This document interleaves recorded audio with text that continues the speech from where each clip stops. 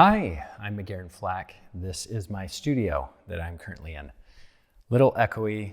I've got 20-foot high ceilings, so there's a lot of reverb that goes on in here. But I received this package from One Green World, and I have ordered plants from them before, and I was impressed with how they packed the trees, and so I decided to put in a bunch of orders last fall through the winter.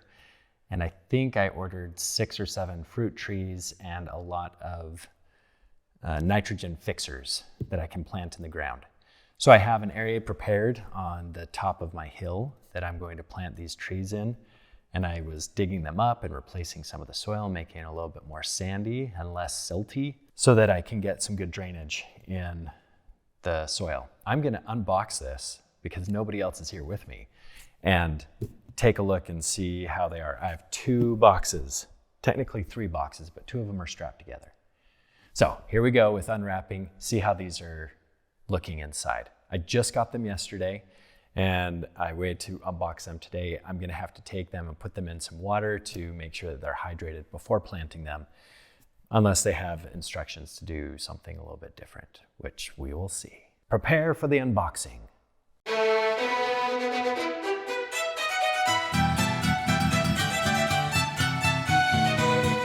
Okay, here are the trees. Some of the trees. We have one that does not look so good, but it's really thorny. Oh, this is the sweet scarlet GOUMI. I'm so excited for the GOUMI. All right, and this one looks like it has nothing on it. Oh, this is the Russian Comfrey. I wonder why they have such a long stick. Maybe for support. This one, ooh, is the EVERSWEET pomegranate. I'm so excited for this one. I love the EVERSWEET pomegranate. And then over here we have multiple with some dead leaves. So that's not a good sign, but I see some green on some of these trees and broken branches on a lot of them, which is gonna happen with shipping. So I'll have to trim those up anyways once I plant them. And these are bare root. So we have the spice Zee Nectaplum. Really excited for that one. The peach Indian free, the flavored Delight Aprium, and the cotton Candy Aprium. Those 4, phenomenal. I'm really excited to be able to get some fruit off of these. Oh, the white currant. I forgot, I ordered a currant from them. I have a pink currant in my orchard, and now I will have a white one. They don't need to pollinate with each other, so I just got them for kicks and giggles. All right, here's box number 2 and 3 that I'm gonna separate and open them up. Let's take a gander and see what we've got.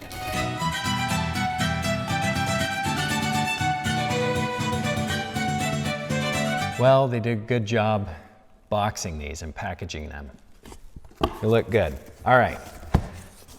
Uh-oh, we already have some growth starting in here. That's what I was trying to avoid. Here's another Comfrey.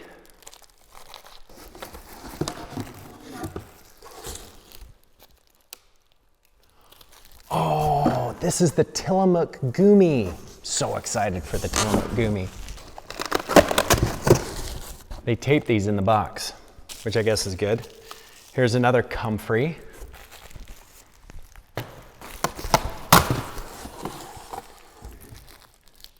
Now, you might be asking yourself, McGarren, why did you get so much Comfrey? And I will tell you why. They're nitrogen fixers. So they put nice big tap roots down the ground, collect nitrogen in the leaves, just cut them off and spread them out on top of where your fruit trees are, and it provides nutrition, nitrogen, to the trees so that they grow better. That's why I want to have nitrogen fixers in my orchard. So here we have, oh, a silver indigo nitrogen fixer and another GOUMI Tillamook that's already starting to grow. That's the back of the box. Now the front of the box.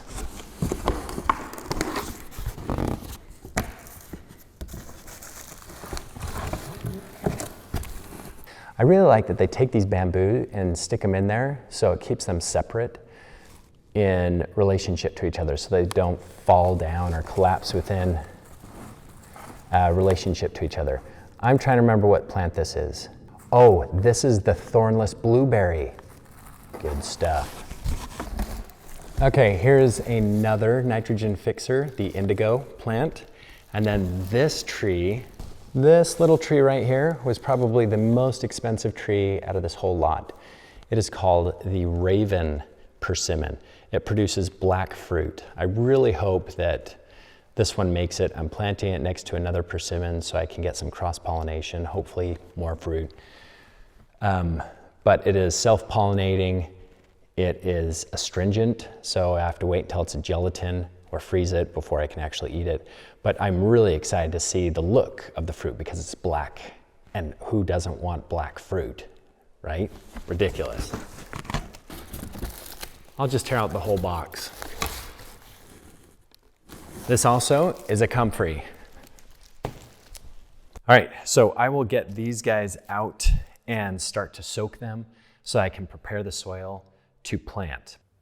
Okay, the first tree that I'm planting here is the Delight Aprium. The nice thing about these, the Apriums, so they are a hybrid between an apricot and a plum. Tastes kind of like an apricot and has the flavor of an apricot, except it has like high test scores for the flavor. And it is one of the most flavorful Apriums and has low chill requirements, less than 300 hours, which is really nice in this area. We get about 500 hours of chill. It is self-fertile and it will produce more with another apricot tree, which is why I got the cotton candy Aprium. It will fruit in like 2 or 3 years, and it can grow up to 15 feet high, but I'm going to keep it a little bit smaller like all other trees. They do resemble an apricot. It looks just like an apricot tree, and it does ripen in early to mid-June. And sometimes you can get 50 pounds of this fruit on there, so it's a vigorous grower. It produces a lot of good tasting fruit. I like the flavor of apricots, but I want a little bit more. And I feel like the Delight Aprium will provide that great flavor. So after I place it down into the ground, I tamp it so that all the dirt goes into the open spaces, and then I pour about 5 gallons of water in it on the first day. And usually I will water it, same with all the other plants that I newly plant, for the first couple weeks, almost every single day, to get some water in there. Because being in the desert, you gotta put water in these things so that they can grow. And it's turned out to be beneficial because I'm making this video in November and I did these plantings in April, and this Delight Aprium is already 7 to 8 feet tall. All right, the next one is the Cotton Candy Aprium. It also is an Aprium, apricot plum hybrid. And I got it to be able to cross-pollinate with the Delight. It is a white flesh, unlike the Delight, which is a orangey flesh. It is a very early bloomer. They recommend having it up against a south-facing wall in the wintertime so that it can stay pretty warm, because I guess it could possibly die in colder climates. Flavor is one of the best of any Aprium, and the fruit set is very reliable. So that's one of the main reasons why I'm getting it. It also bears in 2 to 3 years because it's a grafted variety. It grows 10 to 15 feet high, just like the Delight. I have seen reviews online that talk about how the cotton candy doesn't grow as big as the Delight, so I'm wondering if it's a different type of rootstock that it's grafted onto. Looking at it now, it is about 1.5 feet shorter than the Delight now in November. So it didn't grow as vigorously as the Delight, but it does bloom early. It ripens in early July and also gets about 50 pounds. So I'm really excited about the Cotton Candy Aprium. So freaking excited. If you couldn't tell, I'm just really excited about it. Then the next one is the Indian Free Peach. And the Indian Free Peach, I was watching a Russ Reed, I think is his name, on YouTube. He recommended getting the Indian Free Peach. He said it was the best tasting peach he's ever had. So I'm going to give it a go, try it out. I have 5 peach trees. I really like peaches.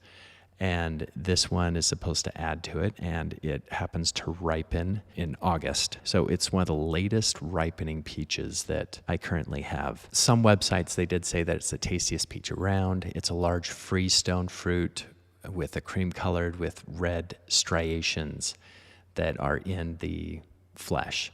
And they say it's one of the most beautiful looking peaches. I just care about the taste. It did not originate from India. I don't know exactly where the name came from, but it has stuck with it.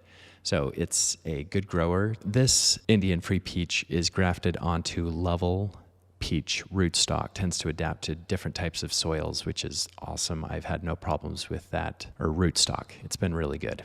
It is a self-fruitful tree, and it grows 10 to 12 feet high. I will probably keep it around 8 or 9 feet, and it's really sweet and creamy on the inside, so can't wait to try this one out. This one is the Spice Zee Nectaplum. It is also a hybrid from Zager Genetics. It's the nectarine and plum that they've put together. The fruit is a pale pink when ripe, and some people say if you only had one tree to grow, one fruit tree to grow, it should be the Spice Zee Nectaplum, but I will give an update on that. It has low chill hours, so 200 to 300 chill hours, but very adaptable to areas with higher chill, so not going to die in an area where you have lots of snow for long periods of time. It does need half to full sun.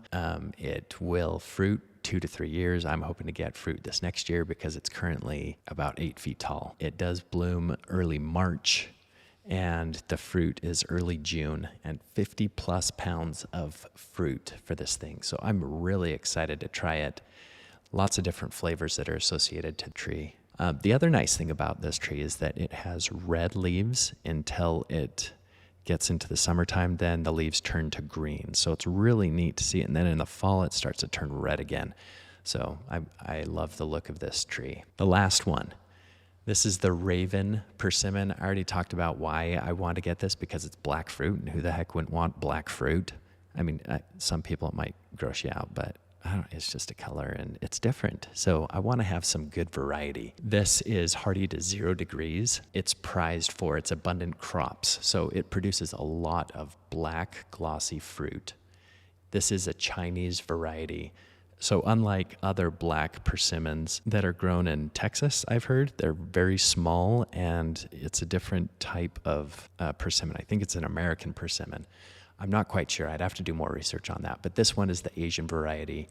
It has orange to red fall foliage, sweet and delicious, but you have to let it ripen. So that means it's astringent. So if you bite into it when it's nice and firm, then you're going to get a surprise, and you'll think that this is the most disgusting fruit in the entire world. But it's not. It's a persimmon. I love persimmons. They are self-fertile and hardy down to zone 7. I'm currently in zone 8B, and they begin 2 to 3 years of bearing after being planted for 2 to 3 years. They also grow 10 to 15 feet high. I've planted this one really close to, I think it's my Izu persimmon. They're about 2 feet away from each other so that they'll help each other out in terms of shading and pollinating if that is needed. I do know that it's self-fertile, but a lot of times if you take 2 different varieties of the same type of tree and plant them next to each other, they will create more fruit, or at least that's the theory. It is supposed to be a very sweet fruit. It ripens in October, and it also will produce about 50 pounds of fruit when fully grown. But again, I'm just going to maintain it so it's about 8, maybe 9 feet tall. I don't want these to get too big, but I do want them to produce some good fruit. And currently, this Raven Persimmon has grown better than almost any of the other persimmons that I've planted this year, and it is currently 8 feet tall. The other ones that I have are about 6 feet tall. Some of them are about 4. Anyways, I hope that this information is beneficial for you and gives you some details on the different types of fruits that are available out there in terms of trees. When I planted these onto the soil, they had all similar soil. It's sand and maybe a little bit of perlite and volcanic rock, and then I put compost on top of it. So I hope that this helps. Please let me know if you have any questions, and have a stellar day.